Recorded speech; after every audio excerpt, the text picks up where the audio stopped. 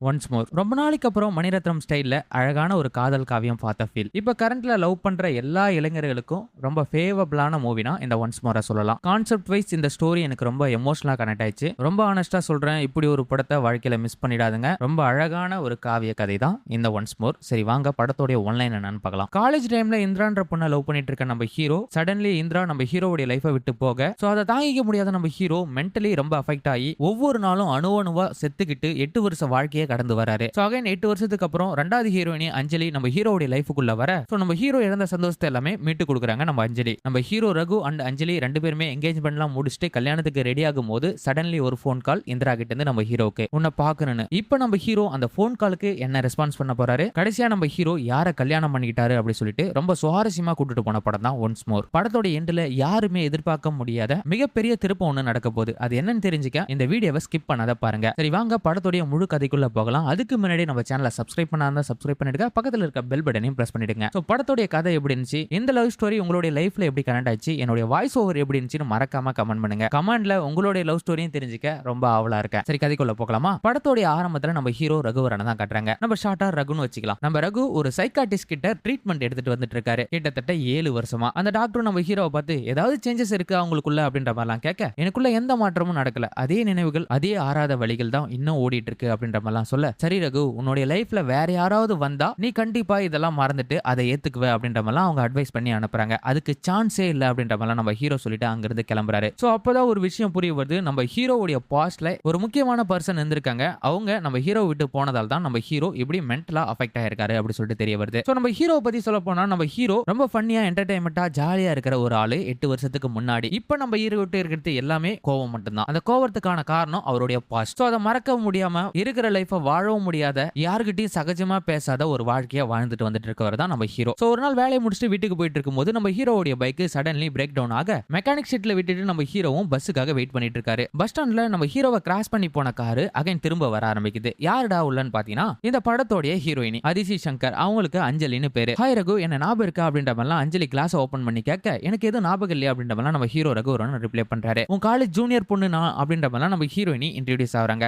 எனக்கு சரியா ஞாபகம் இல்ல அப்படின்ற மாதிரிலாம் ஆரம்பத்துல சொல்லிட்டு இருந்த ஹீரோ ஒரு இன்சிடென்ட் சொன்னதுக்கு அப்புறம் ஓ நீங்க தானா அது அப்படி சொல்லிட்டு ஃபைண்ட் அவுட் பண்ணிடுறாரு. சோ என்னாச்சு பஸ் ஸ்டாண்ட்ல வெயிட் பண்ணிட்டு இருக்கேன் அப்படின்ற மாதிரிலாம் கேட்க பைக் பிரேக் டவுன் ஆயிடுச்சு, சோ ஓலாக்காக வெயிட் பண்ணிட்டு இருக்கேன் அப்படின்ற மாதிரிலாம் நம்ம ஹீரோ சொல்ல இன்னைக்கு ஓலா ஊபர் எதுவும் வராது, ரொம்ப டிமாண்ட் இருக்கும், நான் வேணா உங்களை டிராப் பண்ணிடுறேன் அப்படின்ற மாதிரிலாம் நம்ம ஹீரோயினி கூப்பிடுறாங்க. நம்ம ஹீரோவும் தயங்கி தான் வராரு. சோ இப்ப ரெண்டு பேருமே கார்ல போயிட்டு இருக்கும்போது நம்ம அஞ்சலி நம்ம ரகுவை பார்த்து ரகு நான் உங்ககிட்ட ஒண்ணு கேட்டா தப்பா எடுத்துக்க மாட்டேன் அப்படி சொல்லிட்டு உடனே ப்ரொபோஸ் பண்ணிடுறாங்க. சோ இதை கேட்ட உடனே நம்ம ரகுக்கு பயங்கரமான ஷாக்கு. இல்ல எனக்கு இந்த காதல் மேல நம்பிக்கை இல்ல, தயவு செய்து என்கிட்ட எதுவும் பேசாம கேட்காம என்ன வீட்டுல மட்டும் டிராப் பண்ணா போதும் அப்படின்ற மாதிரிலாம் கையெடுத்து கும்பிடுறாரு. நம்ம அஞ்சலியும் நம்ம ஹீரோ கிட்ட நிறைய பேசணும்னு ஆசைப்படுறாங்க, நிறைய சொல்லணும்னு ஆசைப்படுறாங்க. ஆனா நம்ம ஹீரோ எதையுமே கேட்கிற நிலைமையில இல்ல. ஆனா ஒரு விஷயத்தை மட்டும் நம்ம அஞ்சலி ரகு கிட்ட சொல்ல விரும்புறாங்க. அதாவது சோ இதெல்லாம் நடக்குமா அப்படி சொல்லிட்டு நிறைய நாள் நான் ஆசைப்பட்டு இருந்தேன், அது இன்னைக்கு நடந்திருக்கு. சோ இந்த டைமை வேஸ்ட் பண்ணிட கூடாது அப்படி சொல்லிட்டு தான் நான் ப்ரொபோஸ் பண்ணேன், நான் உன்னை ரொம்ப லவ் பண்றேன். சோ அப்படின்ற மாதிரிலாம் நம்ம அஞ்சலியும் ரகுவை பார்த்து சொல்லிட்டு வந்துட்டு இருக்காங்க. சோ அதுக்கு எதுவும் பெருசா ரெஸ்பான்ஸ் பண்ணாத நம்ம ரகு காரை விட்டு இறங்கி போன உடனே திரும்பவும் நம்ம அஞ்சலி ரகுவை பார்த்து எதுவும் பதில் சொல்லாத போறாங்களே என்னாச்சு அப்படின்ற மாதிரிலாம் கேட்க என்ன உனக்கு பதில் வேணும் அப்படின்ற மாதிரிலாம் நம்ம ரகுவும் சொல்றாரு. ஒண்ணு பிடிச்சிருக்கா இல்லையா இல்ல வெயிட் பண்ணவா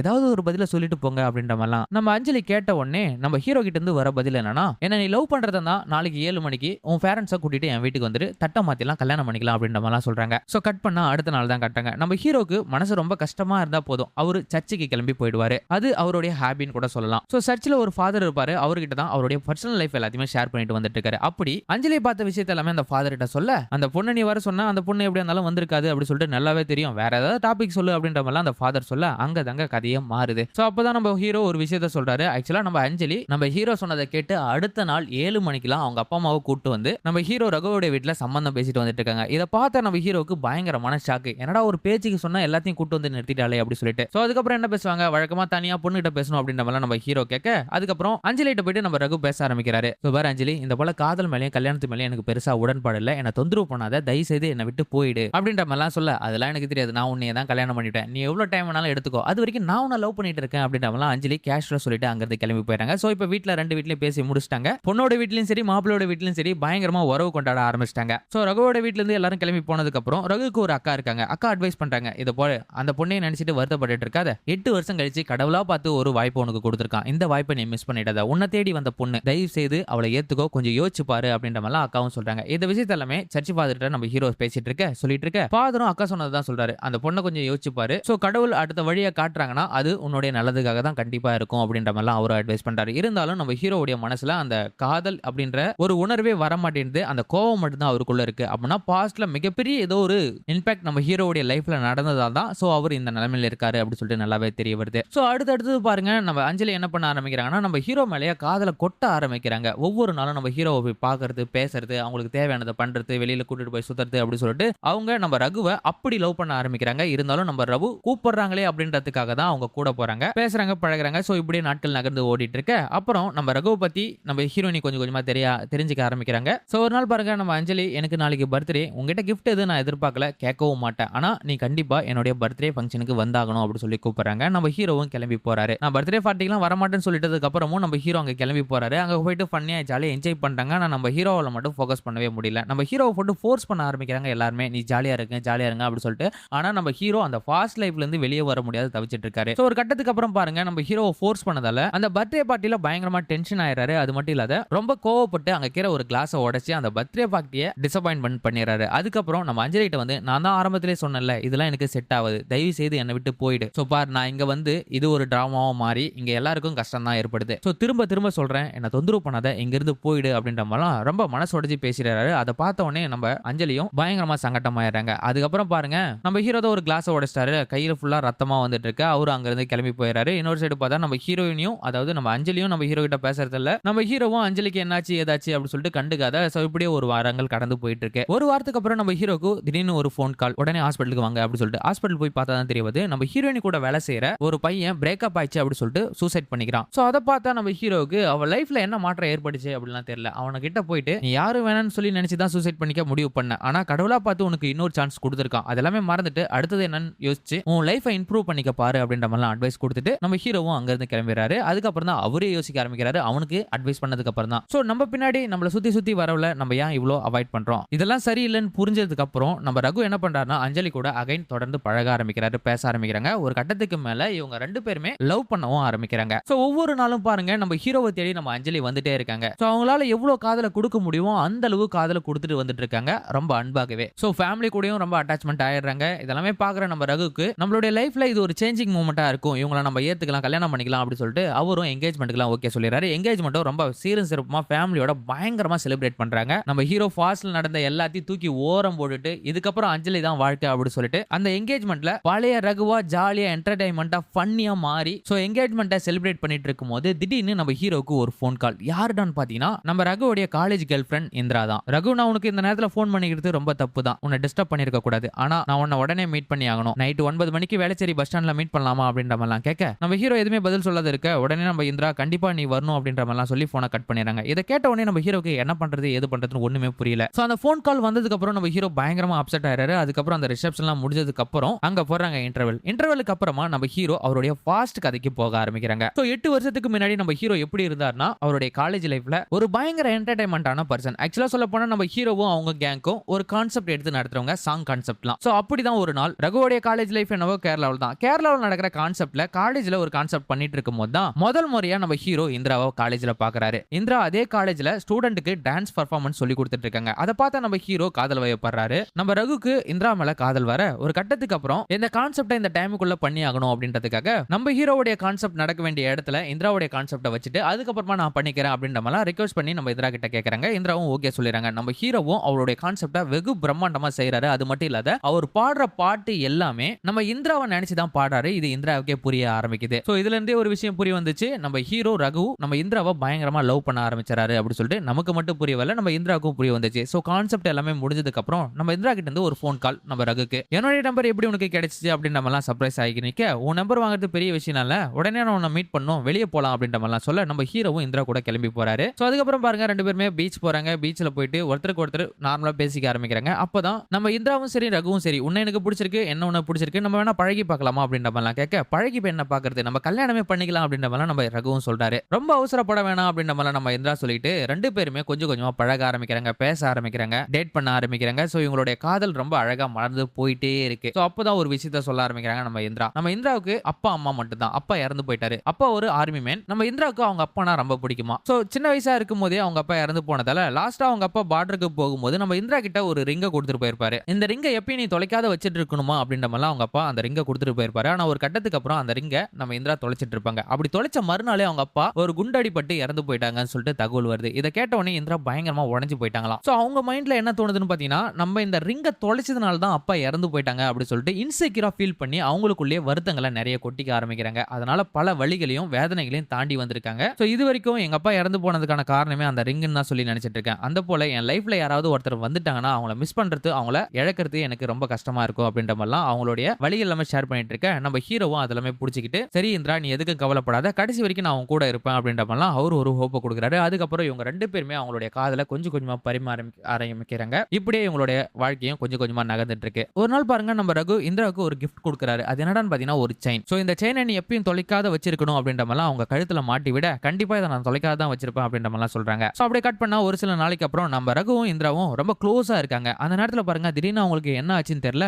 ரகு இது நமக்கு செட் ஆகுற மாதிரி தெரியல, நம்மளுடைய காதலை இங்கே முடிச்சிடலாமா அப்படின்ற மாதிரிலாம் கேட்கறாங்க. இதை கேட்ட உடனே நம்ம ரகுவுக்கு பயங்கரமான ஷாக்கு. என்ன ஆச்சு இந்திரா, என்ன பேசுறேன், எனக்கு ஒன்னும் புரியல, காமெடி எதுனா பண்றேன் அப்படின்ற மாதிரிலாம் கேட்கறாங்க. இல்ல ரகு இது நமக்கு செட் ஆகாது, நம்மளுடைய காதலை இங்கே முடிச்சிடலாம் அப்படின்ற மாதிரி ரொம்ப ஸ்ட்ராங்கா சொல்ல ஆரம்பிக்கிறாங்க. சரி விளையாட்டுக்கு தான் சொல்றா அப்படின்ற மாதிரி நம்ம ரகு நினைச்சிட்டு இருக்காங்க. பாருங்க அடுத்த நாள் நம்ம ரகு கிட்ட பேசுறது இல்ல, கான்டாக்ட் போன் பண்ணாலும் எடுக்கிறது இல்ல அப்படி சொல்லிட்டு ரகுவை டோட்டலா அவாய்ட் பண்ண ஆரம்பிக்கிறாங்க. சோ நம்ம ரகுவும் காலேஜ்லாம் போயிட்டு நம்ம இந்திரா கிட்ட பேச ட்ரை பண்றாரு. ஆனா எல்லாத்துக்கும் அவாய்ட் பண்ணிட்டு இருக்காங்க. சோ ஒரு வாரம் 2 வாரம் போகுது. ஒரு மாசத்துக்கு அப்புறம் நம்ம ரகு என்ன பண்றானா, சரி இந்திரா கிட்ட போயிட்டு பொறுமையா உட்காந்து பேசலாம் அப்படின்ற மாதிரிலாம் நம்ம கிளம்பி போறாரு. ஆனா இந்திரா நம்ம ரகு கிட்ட பேசுறதுக்கு விருப்பமே இல்லை அப்படி சொல்லிட்டு அங்கிருந்து ரொம்ப எமோஷனலா கிளம்பி வராரு. அப்பதான் நம்ம ஹீரோ பயங்கரமா லைஃப்ல உடைஞ்சு போறாரு. எதுக்காகன்னு பாத்தீங்கன்னா, இப்படி ஒரு லைஃப் அவங்களா வந்தாங்க, அவங்களா பேசுனாங்க, 10 குழந்தை பெத்துக்கணும்னாங்க. சோ இப்படி எல்லாமே சொல்லிட்டு என்னை விட்டு போயிட்டாலே அப்படி சொல்லிட்டு நம்ம ஹீரோ மென்டலா ரொம்ப அஃபெக்ட் ஆயிட்டாரு. இந்திரா கிட்ட எவ்வளவோ கேட்டு பாக்குறாரு, பேசி பாக்குறாரு, என்ன ரீசனுக்காக என்னை விட்டு போற அப்படி சொல்லிட்டு கேட்கறாரு. ஆனா அவங்க எந்த ஒரு ரீசனுமே சொல்லாத இது செட் ஆகாது அப்படி சொல்லி முடிக்கிறாங்க. சோ அதுக்கப்புறம் நம்ம ரகு இந்திராவை நினைச்சு ரொம்ப வருத்தப்பட்டு அவருடைய ஃப்ரெண்டு கிட்ட எல்லாமே ஷேர் பண்ணிட்டு ஒரு நாள் சூசைட்டே பண்ணிக்கிறாரு. சூசைட்ல இருந்து மீண்டு வந்த நம்ம ஹீரோ சோ அதுக்கப்புறம் வீட்டுல சொன்னது கேட்டு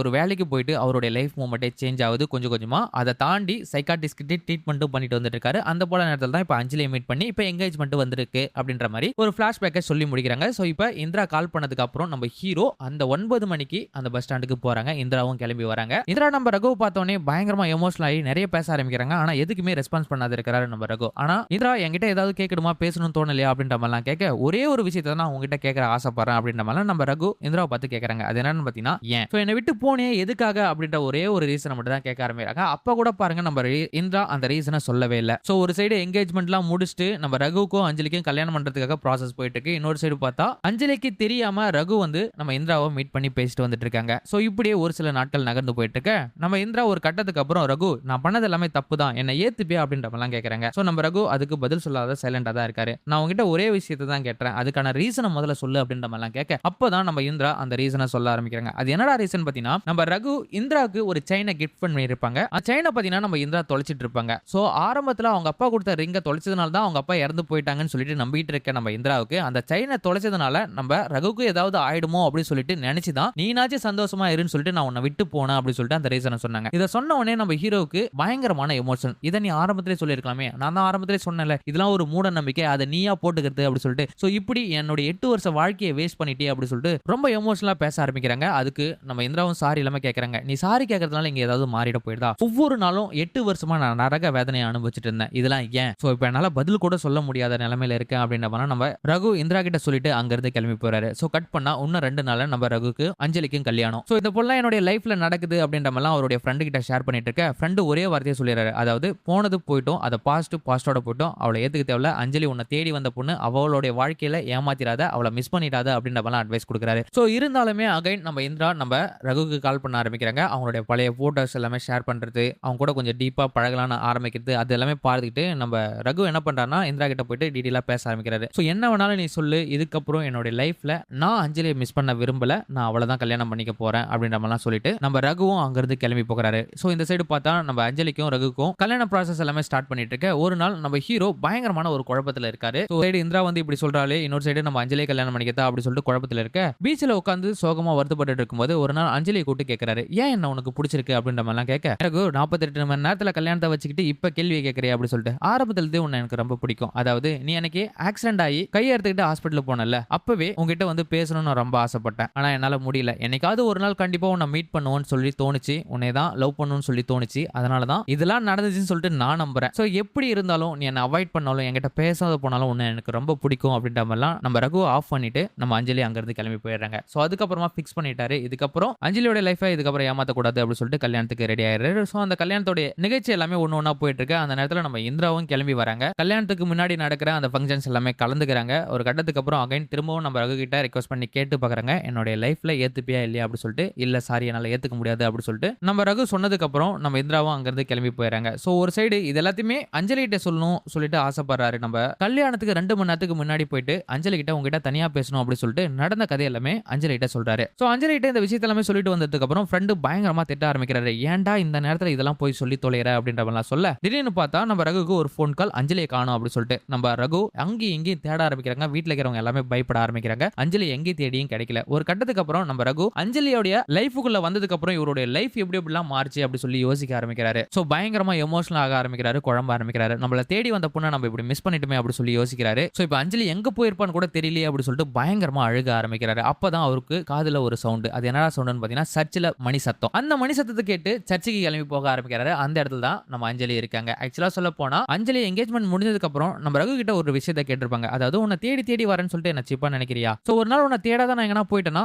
என்ன பண்ணுவ அப்படின்ற மாதிரிலாம் கேட்க, கண்டிப்பா நான் உன்னை தேடி வருவேன் அப்படி சொல்லியிருப்பாரு நம்ம ரகு. அதே தான் இப்பவும் பண்ணிருக்காரு. அஞ்சலி நம்மளை விட்டு போனதுக்கு அப்புறம் அஞ்சலியை தேட ஆரம்பிக்கிறாரு ரொம்ப எமோஷனலா. சர்ச்சுக்கு கிளம்பி போறாரு. ஒரு சைடு பார்த்தா நம்ம அஞ்சலி பாவம் மன்னிப்பு கேட்டு வந்துட்டு இருக்காங்க. எதுக்காக பாவம் மன்னிப்பு கேட்கற அப்படின்ற மாதிரிலாம் கேட்க, கல்யாணத்தை ஏமாத்திட்டு வந்துட்டாங்க, அதுக்காக தான் பாவம் மன்னிப்பு கேட்கறேன் அப்படின்ற மாதிரிலாம் அவங்க சொல்றாங்க. பாவம் மன்னிப்பு கேட்டதெல்லாம் போதும், 2 பேரும் உடனே போயிட்டு கல்யாணம் பண்ணிக்கலாமா அப்படின்ற மாதிரிலாம் நம்ம ஹீரோ கேட்க, ஹீரோயினியும் இல்ல நீ யாருன்னு எனக்கு தெரியாது, உன்னெல்லாம் கல்யாணம் பண்ணிக்க முடியாது அப்படி சொல்லிட்டு ரொம்ப விளையாட்டா பேசுறாங்க. அதுக்கப்புறம் இவங்க 2 பேரும் அவங்களுடைய அன்பை பரிமாறிக்கிட்டு கல்யாணத்துக்கு தயாராகிறாங்க. அதோட இந்த படத்தோட கதையும் முடிக்கிறாங்க. சோ இந்த படத்துல இருந்து ஒரு விஷயத்த ரொம்ப ஆனஸ்டா சொல்றாங்க. இந்திராவுடைய இடத்துல இருந்து ரகுவை இந்திரா விட்டு போனதுக்கான காரணம் ஒரு மூட நம்பிக்கை. எங்க இந்த செயினை தொலைச்சனால ரகு நம்ம லைஃபை விட்டு போயிடுவானோ அப்படி சொல்லிட்டு ஒரு பயத்தால வெளியே போன அவங்க நம்ம கிட்ட இதுதான் பிரச்சனை சொல்லியிருந்தா இன்னைக்கு ரகுவும் இந்திராவும் ஒரு லைஃபை ஷேர் பண்ணிருக்கலாம். That for the one mistake. இன்னொரு சைடு இந்த லவ்ன்ற எமோஷன்ஸை தாண்டி லவ்ல ஒரு ஹோப் இருக்கணும். இந்திரா ரகுக்கு கொடுக்காத ஹோப்பை இப்ப ரகு அஞ்சலிக்கு கொடுக்குறாரு. யார அதிகமா கேர் பண்றது முக்கியம் இல்ல, காதலோ கல்யாணமோ எந்த உருவாக இருந்தாலும் அந்த இடத்துல ஒரு நம்பிக்கை வேணும் அப்படி சொல்லிட்டு ரொம்ப ஸ்ட்ராங்கா சொல்லியிருக்காங்க. சோ இந்த படத்துடைய கதை எப்படி இருந்துச்சு, என்னுடைய வாய்ஸ் ஓவர் எப்படி இருந்துச்சு சொல்லிட்டு மறக்காம கமெண்ட் பண்ணுங்க.